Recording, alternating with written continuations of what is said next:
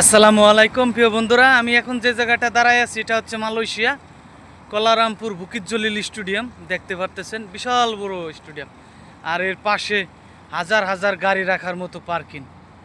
বিশাল সুন্দর জায়গাটা। আমি চতুর সাইড ঘুরেই দেখানোর চেষ্টা করতেছি। আমি স্টেডিয়ামের সামনের পাশে আছি, মানে চতুর সাইড মিলে এই সামনে, কিন্তু আমি যে সাইডে আছি এইটা হচ্ছে একটা গেটের সামনে আছি। এই যে দেখতেছেন এই রাস্তা দিয়ে রেসিং করে, আর এই যে হচ্ছে গেট। এই যে এখানে বিজয় থেলাপতি আসছিল, ইন্ডিয়ার সুপারস্টার।